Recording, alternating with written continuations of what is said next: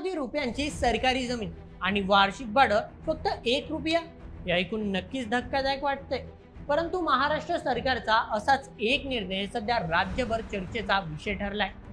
कारण राज्यातील सरकारी रुग्णालयांच्या कोट्यावधी रुपयांच्या जमिनी एका संस्थेला अवघ्या 1 रुपया वार्षिक भाड्याने देण्याचा निर्णय समोर आलाय. तसं तर सर्वसामान्य माणसाचा आधार असलेली सरकारी रुग्णालय आरोग्य व्यवस्थेचा महत्वाचा कणा मानली जातात.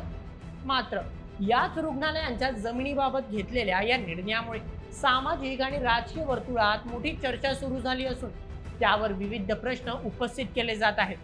विशेष म्हणजे ज्या संस्थेला या जमिनी भाड्याने देण्याचा निर्णय झाला आहे त्या संस्थेचं गुजरात कनेक्शन ही चर्चेत आलंय. त्यामुळे आता प्रश्न उपस्थित होतोय की सरकारी रुग्णालयांची जमीन अवघ्या 1 रुपया वार्षिक भाड्याने का दिली जात आहे? या निर्णयामागचा नेमका उद्देश काय आहे? याचा फायदा कोणाला होणार आणि सर्वात महत्त्वाचं म्हणजे याचा सर्वसामान्य रुग्ण आणि त्यांच्या नातेवाईकांवर नेमका काय परिणाम होऊ शकतो? तर चला या निर्णयाशी संबंधित सरकारची भूमिका, उपस्थित केले जाणारे प्रश्न आणि कागदपत्रे अशा सर्व बाजू सविस्तर पद्धतीने जाणून घेऊया आजच्या व्हिडिओमध्ये. आजच्या बातमीचे लेखक आहे मेहुल मराठे. तर मित्रांनो, गेल्या काही वर्षांपासून राज्यातील महत्त्वपूर्ण शासकीय रुग्णालयांमध्ये येणाऱ्या रुग्णांच्या कुटुंबियासाठी किंवा नातेवाईकांच्या थांबवण्यासाठी व्यवस्थेचा मोठा अभाव पाहायला मिळतोय.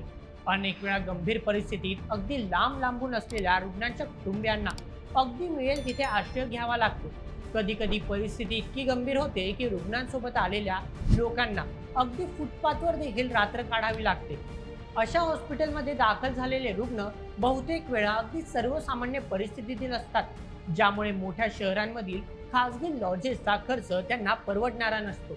म्हणूनच अशा सर्व रुग्णांसोबत थांबलेल्या व्यक्तींची व्यवस्था करण्याची मागणी सातत्याने केली जात होती. आता हीच परिस्थिती लक्षात घेता राज्य शासनाने महाराष्ट्रातील प्रमुख 6 सरकारी रुग्णालयांमध्ये रुग्णांच्या नातेवाईकांसाठी धर्मशाळा आणि विश्रामगृहे उभारण्याचा निर्णय घेतलाय. आता यामुळे मोठ्या शहरातील रुग्णालयात उपचारासाठी गेलेल्या रुग्णांच्या कुटुंबियाचे व्यवस्थेअभावी होणारे हाल मोठ्या प्रमाणात कमी होण्याची शक्यता आहे. म्हणूनच ही बातमी राज्यातील सर्वसामान्य नागरिकांना मोठा दिलासा ठरताना दिसते. मात्र असे असले तरी देखील हा निर्णय सध्या वादाच्या भोवऱ्यात सापडलाय. कारण या प्रकल्पाचे काम गुजरातमधील शाह बंधूंच्या सेवादान आरोग्य फाउंडेशन या संस्थेला देण्यात आलंय. सर्वात महत्त्वाची गोष्ट म्हणजे या प्रकल्पासाठी संस्थेला केवळ 1 रुपये भाडे पट्ट्याने जागा दिली जाणार आहे. म्हणजेच एकीकडे या निर्णयामुळे राज्यातील अनेक गोरगरीब रुग्णांच्या नातेवाईकांना दिलासा मिळत असताना दुसरीकडे या प्रकल्पातील व्यवहारांबाबत गंभीर प्रश्नचिन्ह निर्माण झाले आहेत. तसं तर या धर्मशाळांचा उद्देश उपचारासाठी दूरवरून येणाऱ्या रुग्णांच्या नातेवाईकांना कमी खर्चात किंवा सुलभ निवासाची सुविधा उपलब्ध करून देणे असा सांगितला जात आहे.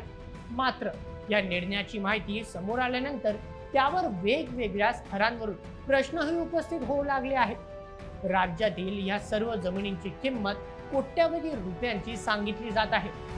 एवढ्या कोट्यावधी रुपयांची जमीन केवळ 1 रुपये वार्षिक भाड्याने देण्याचा निर्णय घेण्यात आल्यामुळे आता राज्यभरातून संभ्रम व्यक्त होताना दिसतोय.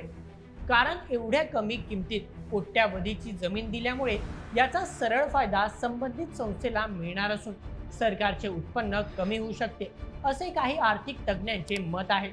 उपलब्ध असलेल्या माहितीनुसार ही सेवादान आरोग्य फाउंडेशन संस्था अहमदाबाद येथील हर्षद शहा आणि मोहित शहा या दोन्ही भावांची आहे. संबंधित संस्थेला 1 रुपया वर्ष या दराने जवळपास 49 वर्षासाठी जागा देण्यात आली आहे. परंतु संबंधित जागा देताना सरकारने एक महत्त्वपूर्ण अट देखील घातली आहे. ती म्हणजे या धर्मशाळा आणि विश्रामगृहे फक्त आणि फक्त या सरकारी रुग्णांमध्ये दाखल झालेल्या रुग्णांच्या नातेवाईकांसाठी उपलब्ध राहतील.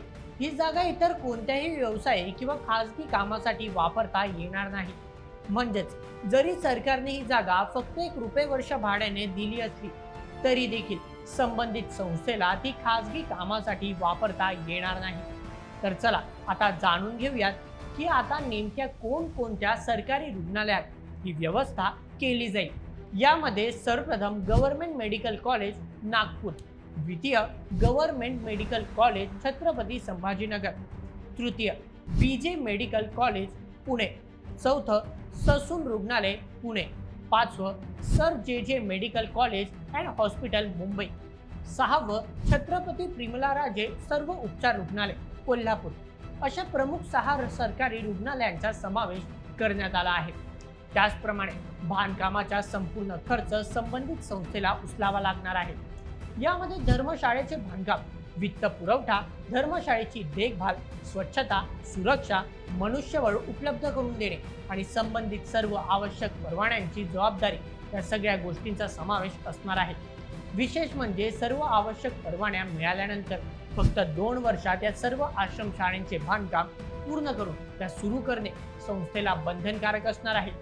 सोबतच प्रत्येक हॉस्पिटलसाठी जो काही प्रकल्प उभारला जाईल त्यासाठी तिथल्या जिल्हाधिकाऱ्यांच्या अध्यक्षतेखाली एका संयुक्त व्यवस्थापन समितीची स्थापना केली जाईल. प्रकल्पाची प्रगती, सुविधा, शुल्क, त्याचप्रमाणे कुठली तक्रार आहे का आणि शासनाच्या सर्व अटींचे पालन होते आहे का हे सगळं समितीमार्फत तपासले जाईल. सर्वात महत्त्वाची गोष्ट म्हणजे त्या कराराची मुदत संपल्यानंतर संबंधित धर्मशाळेची इमारत, सर्व पायाभूत सुविधा आणि संबंधित मालमत्तेची कोणताही मोबदला न घेता या संस्थेला सर्व जमीन पुन्हा सरकारच्या ताब्यात द्यावी लागणार आहे. कारण अशी अट सरकारने संस्थेसोबत केली आहे. यामुळे सरकारने जरी संबंधित संस्थेला अगदी कमी दरात कोट्यावधींची जमीन भाड्याने दिली असेल तरी देखील संस्थेला या मालमत्तेचा खासगी वापर करता येणार नाही. त्याचप्रमाणे कराराची मुदत पूर्ण झाल्यानंतर संस्थेचा या मालमत्तेवर कुठलाही अधिकार राहणार नाही, ती पुन्हा सरकारची होईल.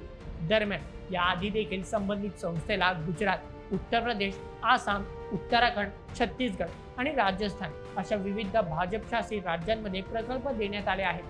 म्हणूनच महाराष्ट्रातील भाजप सरकारने हा प्रकल्प गुजरातच्या कंपनीला दिला असा मुद्दा विरोधकांकडून उचलला जाण्याची शक्यता आहे. परंतु या प्रकल्पाचा राज्यातील सर्वसामान्य जनतेला नेमका कितपत फायदा होतो हे तर येणाऱ्या काळातच दिसेल. तर मित्रांनो, या संपूर्ण प्रकरणावर तुम्हाला काय वाटतं? गुजरातच्या संस्थेला हा प्रकल्प देण्यामागे सरकारचा नेमका उद्दिष्ट काय होता? तुमचं मत आम्हाला कमेंटमध्ये नक्की कळवा आणि अशाच व्हिडिओसाठी सबस्क्राईब करा बोल MH आपल्या यूट्यूब चॅनलला. धन्यवाद.